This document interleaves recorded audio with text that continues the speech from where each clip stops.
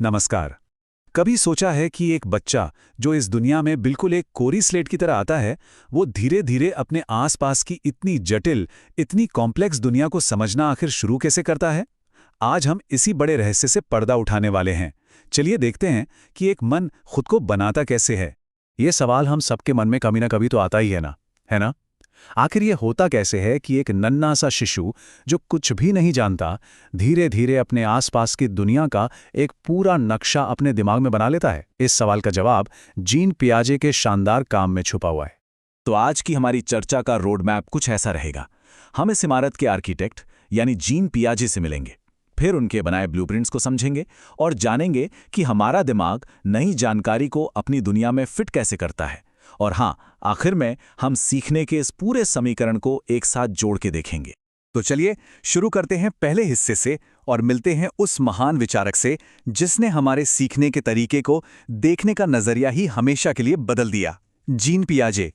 देखिए, पियाजे कोई ऐसे वैसे थ्योरिस्ट नहीं थे जो बस बंद कमरों में बैठकर किताबें लिखते हों। नहीं, वो एक वैज्ञानिक थे जिन्होंने अपने ही घर को एक तरह से अपनी लैब बना लिया था। उन्होंने अपने ही बच्चों को खेलते हुए, सीखते हुए, गलतियां करते हुए बहुत ध्यान से देखा और इन्हीं ऑब्जर्वेशन से उन्होंने सीखने के कुछ ऐसे यूनिवर्सल नियम खोजे जो हम सभी पर लागू होते हैं। मतलब पियाजे की असली दिलचस्पी इस बात में नहीं थी कि एक बच्चे को कितने फैक्ट्स याद हैं। उनका असली सवाल तो ये था, एक बच्चा उस ज्ञान को बनाता कैसे है। वो जो ज्ञान हासिल करने की पूरी प्रक्रिया है, वो जो सफर है, वही उनके काम का सेंटर पॉइंट था। अच्छा, तो आर्किटेक्ट से तो मिल लिए, अब देखते हैं उनके ब्लूप्रिंट्स को। मतलब वो दो सबसे जरूरी कॉन्सेप्ट्स जिनका इस्तेमाल हमारा दिमाग अपनी दुनिया बनाने के लिए करता है। ये पियाजे के सिद्धांत की एकदम नींव हैं। चलिए इसे ऐसे समझते हैं। सोचिए कि हमारे दिमाग के अंदर एक बहुत बड़ी लाइब्रेरी है। हर बार जब हम कुछ नया सीखते हैं, जैसे किसी जानवर का नाम या कोई नया शब्द, तो उस लाइब्रेरी में एक नई किताब जुड़ जाती है। ये जो लगातार बढ़ती हुई लाइब्रेरी है ना, यही हमारी मेंटल स्ट्रक्चर है। और अगर मेंटल स्ट्रक्चर वो लाइब्रेरी है, तो स्कीमा कौन है? स्कीमा है वो लाइब्रेरियन जिसे पता है कि उन किताबों का इस्तेमाल कैसे करना है। जब हम किसी कुत्ते को देखते हैं और उसे पहचानते हैं, तो ये हमारा स्कीमा ही है जो उस लाइब्रेरी की जानकारी का इस्तेमाल करके हमें बताता है कि अरे, ये तो एक कुत्ता है और इसके साथ कैसा व्यवहार करना है। तो अब फर्क समझ में आ रहा है। मेंटल स्ट्रक्चर है दिमाग में कुत्ते का आइडिया होना, और स्कीमा है जब हम असल में किसी कुत्ते को देखते हैं और कहते हैं अरे वो देखो कुत्ता। मतलब एक है सिर्फ जानकारी और दूसरा है उस जानकारी का एक्शन में बदलना। ठीक है, तो हमारे पास लाइब्रेरी भी है और लाइब्रेरियन भी, सब सेट है। पर तब क्या होता है जब कोई ऐसी नई जानकारी सामने आती है जो लाइब्रेरी की किसी भी मौजूदा शेल्फ में फिट ही नहीं होती? चलिए देखते हैं कि हमारा दिमाग इस चैलेंज से कैसे निपटता है। कभी ऐसा महसूस हुआ है कि कुछ नया देखा या सुना और दिमाग एकदम चकरा गया कि ये क्या है? पियाजे के मुताबिक ऐसे ही पलों में हमारा दिमाग अपने दो सबसे शक्तिशाली औजारों का इस्तेमाल करता है। इन औजारों के नाम हैं एसिमिलेशन और अकोमोडेशन, या कहें तो आत्मसात्करण और समायोजन। एसिमिलेशन मतलब नई जानकारी को पुराने सांचे में ही फिट कर लेना। जैसे एक बच्चा जिसने सिर्फ बिल्लियां देखी हैं, वो एक छोटे कुत्ते को देखकर भी उसे बिल्ली ही कहेगा। लेकिन जब उसे बताया जाता है कि नहीं, ये तो कुत्ता है, तब आता है अकोमोडेशन, जहां उसे अपने जानवर वाले सांचे को बदलना पड़ता है। ये तो हम सबके साथ हुआ होगा, है ना? किसी शब्द का गलत उच्चारण करते हैं और फिर कोई टोकता है। ये अकोमोडेशन का एक परफेक्ट उदाहरण है।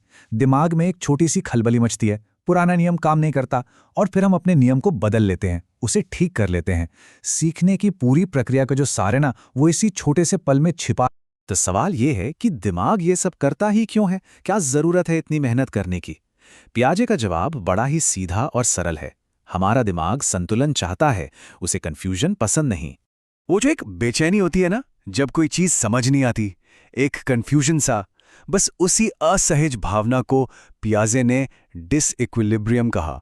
और हमारा दिमाग इस भावना से छुटकारा पाने के लिए कुछ भी करने को तैयार रहता है।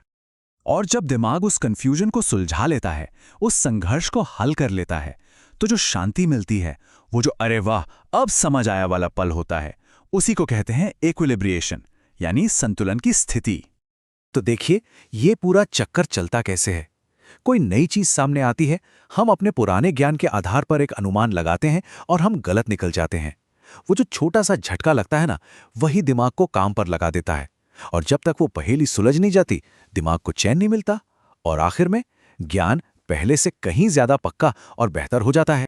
तो हमने अब तक इस शानदार इमारत के सारे हिस्से देख लिए हैं, आर्किटेक्ट, ब्लूप्रिंट्स और इसे बनाने की पूरी प्रक्रिया। तो चलिए अब इन सारे टुकड़ों को जोड़कर पूरी तस्वीर देखते हैं। इतनी सारी बातें, इतने सारे कॉन्सेप्ट्स, लेकिन क्या हो अगर मैं कहूं कि पियाजे के पूरे सिद्धांत का सार एक बहुत ही आसान से फॉर्मूले में छुपा है? जी हां, चलिए देखते हैं वो फॉर्मूला क्या है। ये रहा वो फॉर्मूला। एसिमिलेशन यानी आत्मसातकरण प्लस अकोमोडेशन यानी समायोजन इक्वल्स लर्निंग यानी अनुकूलन। कितना सरल है ना? या तो हम नई जानकारी को अपनी मौजूदा दुनिया में जोड़ लेते हैं, या फिर हम अपनी दुनिया को ही नई जानकारी के लिए बदल देते हैं। हर बार जब हम कुछ सीखते हैं तो असल में इन दोनों में से ही कोई एक काम कर रहे होते हैं। तो चलिए आज की सारी बातों को फटाफट समेट लेते हैं। हमारा दिमाग दुनिया को समझने के लिए लगातार स्कीमा बनाता है। जब नई जानकारी आती है तो हम या तो उसे मौजूदा स्कीमा में जोड़ते हैं, जिसे एसिमिलेशन कहते हैं, या फिर हम स्कीमा को ही बदल देते हैं, जिसे अकोमोडेशन कहते हैं। ये सब होता है क्योंकि हमारा दिमाग संतुलन चाहता है, कंफ्यूजन नहीं। और यही तो सीखना है। तो अगली बार जब कुछ नया सीखने को मिले तो एक पल के लिए रुक कर सोचिएगा कि दिमाग के अंदर क्या चल रहा है। क्या ये एसिमिलेशन है या अकोमोडेशन? याद रखिए, हर बार सीखने पर हम अपने दिमाग की इस इमारत को और मजबूत बना रहे होते हैं। हमारे साथ जुड़ने के लिए बहुत बहुत धन्यवाद।